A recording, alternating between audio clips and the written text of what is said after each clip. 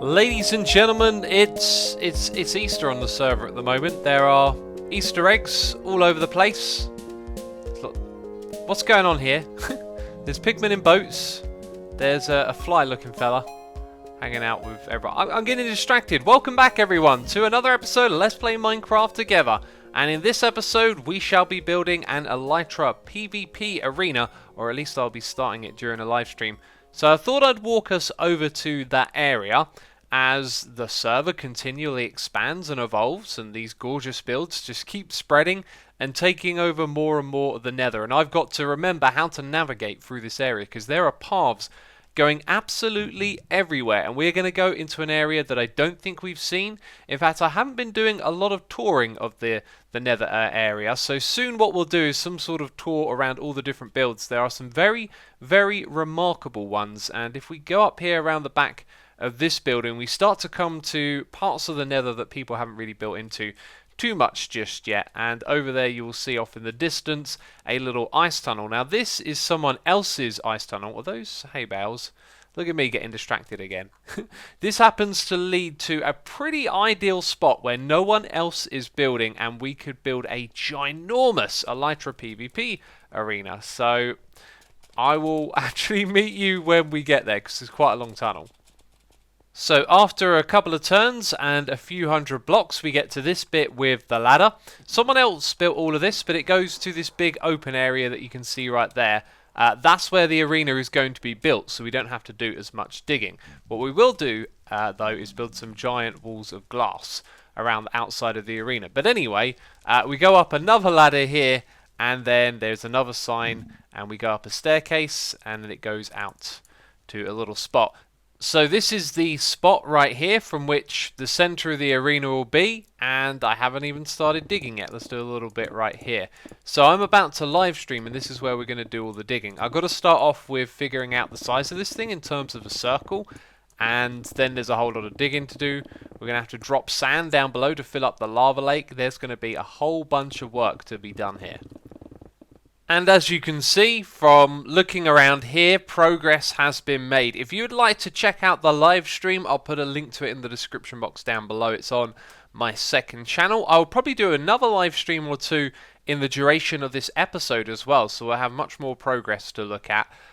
Yeah, this is absolutely crazy. I think there must have been about 30 or 20 of us all digging in this area, and what I started off by doing is going in a straight line from the middle of the circle over to the edge, and then I built the curve, leaving signs, as you can see over there, with the amount of blocks between each part of the curve. That just happened! That just immediately I'm thinking return to sender. Can I do it? Yes. There we go. Awesome. And I get a ghast here.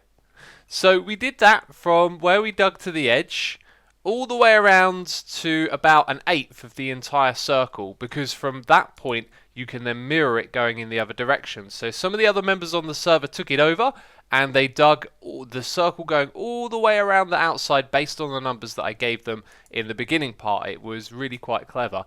And then we cleared out the top, we cleared out all the netherrack from the bedrock. Well, not all of it, you can see a little bit of it right there. And then we started digging down below. So where do we go to now? I think this is the edge where you can drop down below. Now I've got myself some Elytra wings, and since that live stream I put unbreaking and mending on it so we can fly around. I've also gone to the shops, done some shopping. I've got this shovel. I've got mending on my axe now, so we are looking really good here on the server. This is the spot right here. However, you'll see there's a little storage area back here. This is the way to do things. We should have put the portal and the storage area over to one side rather than in the middle over there, because that's going to be part of the flying area. And by the way, when you're standing on one side of this, you can't actually see the other side. It is 193 blocks across, I believe, which stretches over the viewing distance. If you're standing in the middle, you'll be able to see all sides of it though. So if we eat before we go flying and drop down below here, you'll be able to see what the area looks like down below. It is big and open, which means we don't have so much digging to do. We've got this big island here, a couple of other floaty bits and some land to dig into, and then a lava lake down the bottom, which we're umming and ahhing about clearing out. You see, it would save us a lot of work, and I think having the floor made out of lava would make a lot of sense for a game like this in the Nether. especially when you keep your inventory on def. You don't have to worry about losing your wings each time.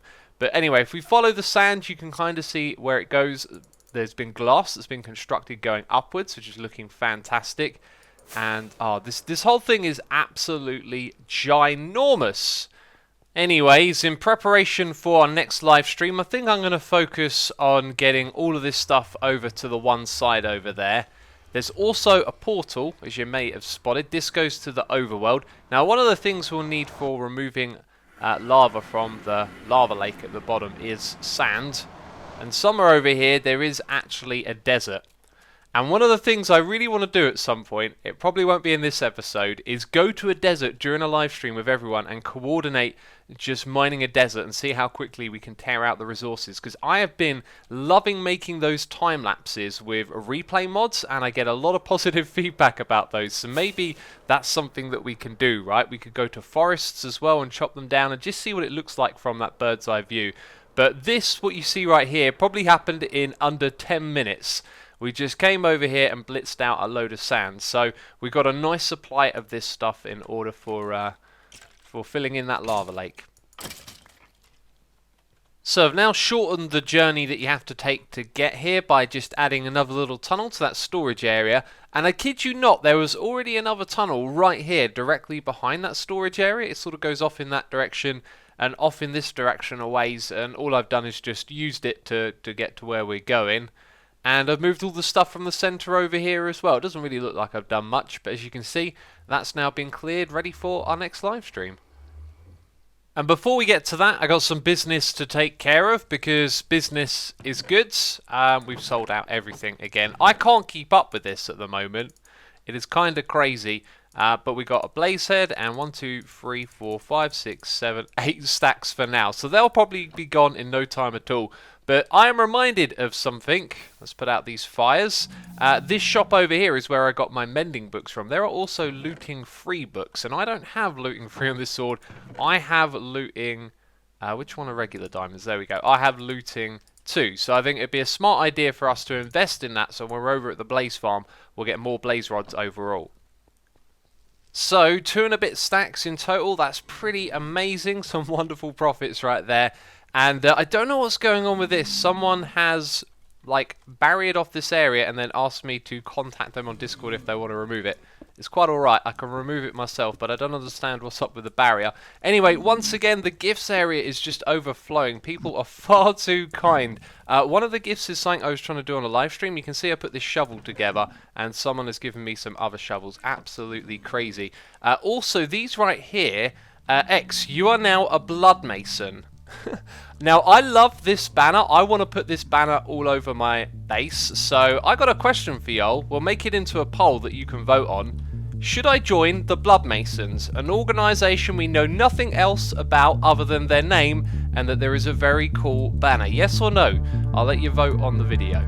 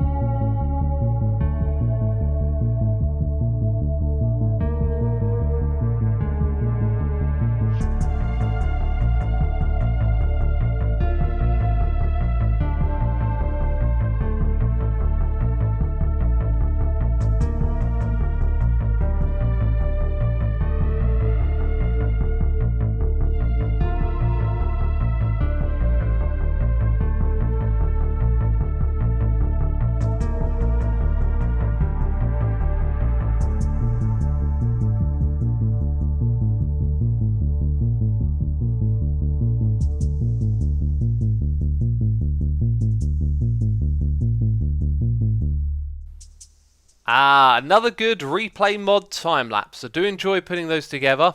Worker ants is what a lot of you have been saying about those time-lapses. Yeah, it kind of looks like little workers ants when we get all together and we start digging up stuff. And that was a giant bit of floating netherrack which was somewhere up inside of this space. It needed removing, and again, during a live stream we came in here and we tore up the place. Look at Look at all this area over here that's been cleared. We've been removing the lava lakes and, as you saw, digging away giant bits of floaty land. So I think now there's no like floating netherrack in this middle area with the exception of the ceiling. And there is even glass going all the way around the outside. It's absolutely incredible. This arena's still got a long way to go though, but we've done the most of the work, it feels like. And as you can see, loads and loads of lava has been cleared. Most of this was lava when we got started, and now very little of it is. If we go up to the top here, you'll see that we've cleared out that quarter section, and now to my left over here, this is getting cleared out as well. So it's all coming along really well,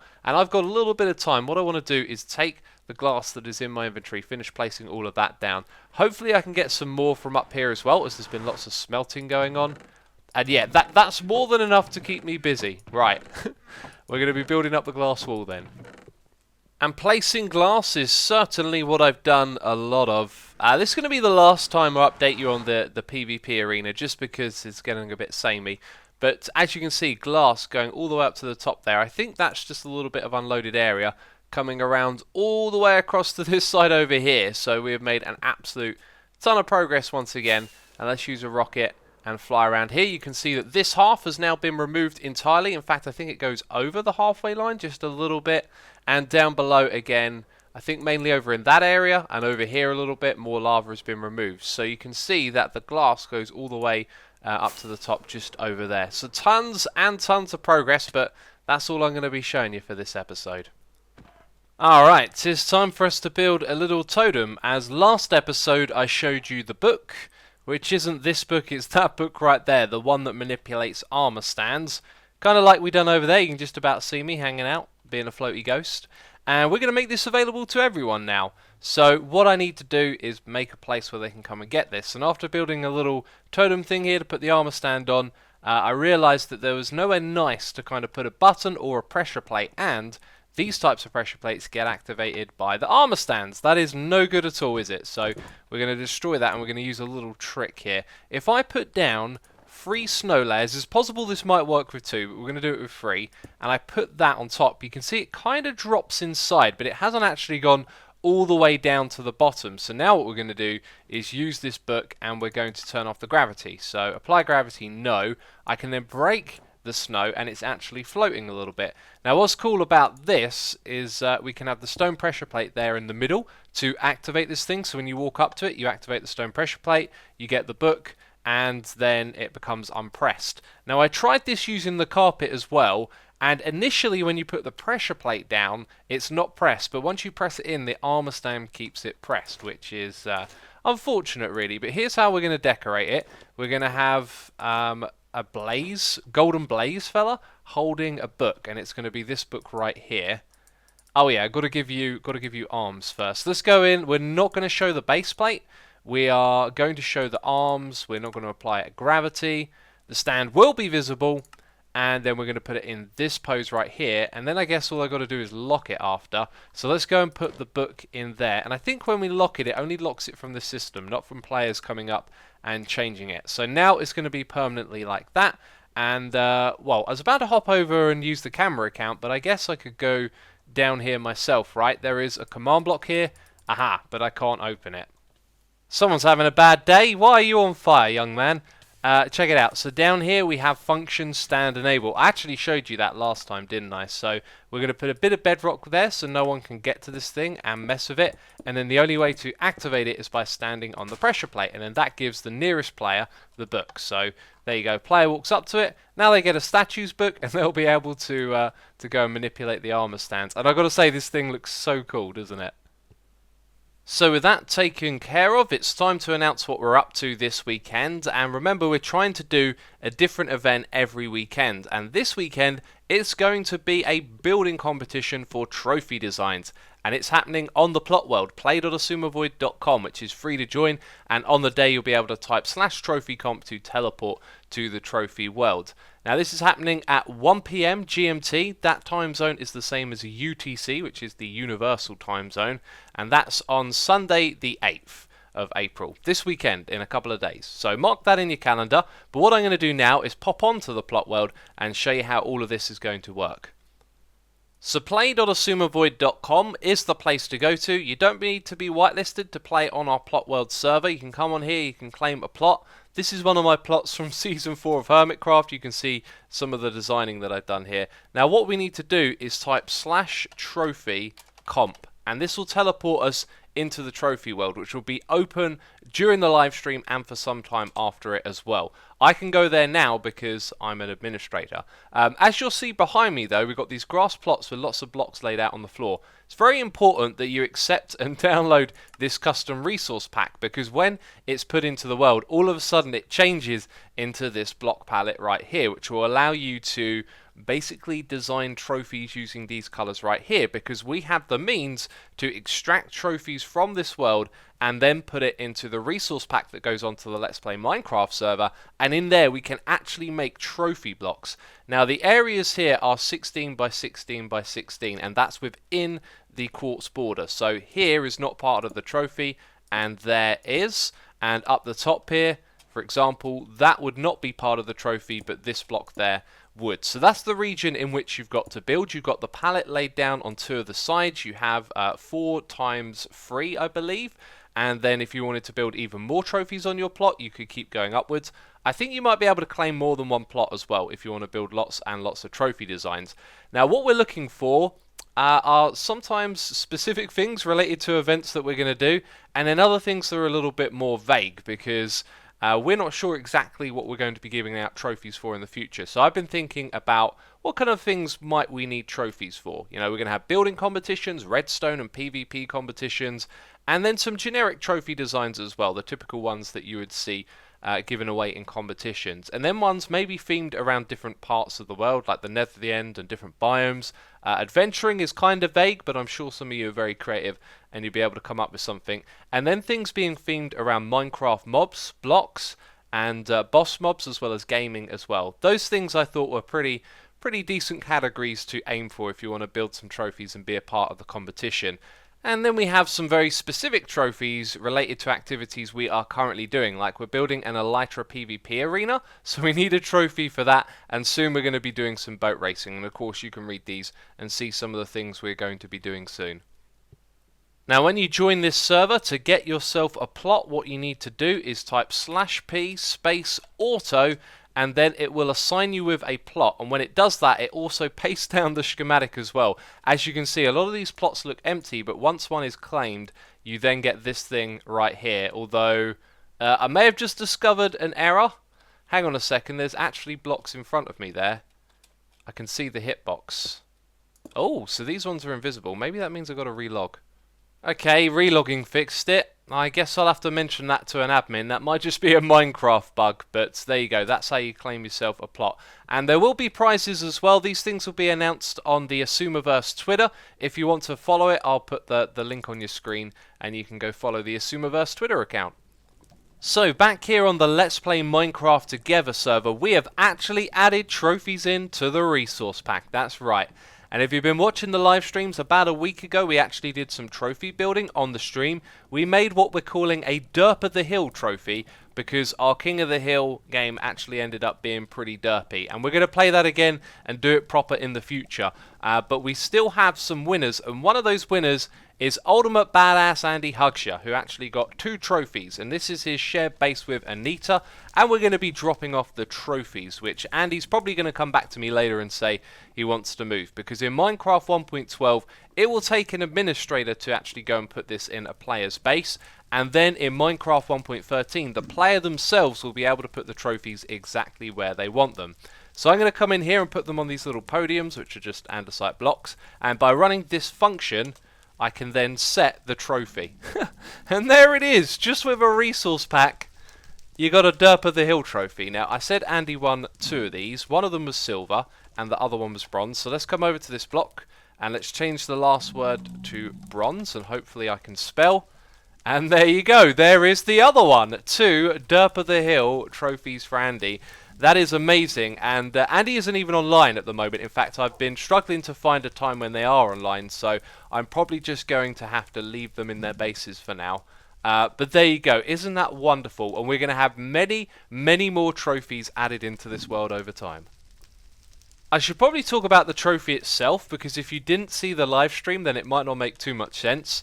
DOTH, Derp of the Hill. And then the colour of the base area is bronze there, silver, there's a gold one as well. And then the grass on top represents the playing area, and then you got the little temple with the gold blocks in the middle. You may or may not have remembered that. And this was all put together using the resource pack that you saw a moment ago. So imagine you're on the plot world and you've got that little grid of quartz blocks and you've got that palette of colours. Those colours, you know, are the blocks that you build with, and then they get converted into something like this. And now we have a crowd of people here checking it out. They love it. It looks amazing. Oh, this is cool. And more people. Brilliant. So there'll be many more trophies to come, and they're going to look amazing here on the server.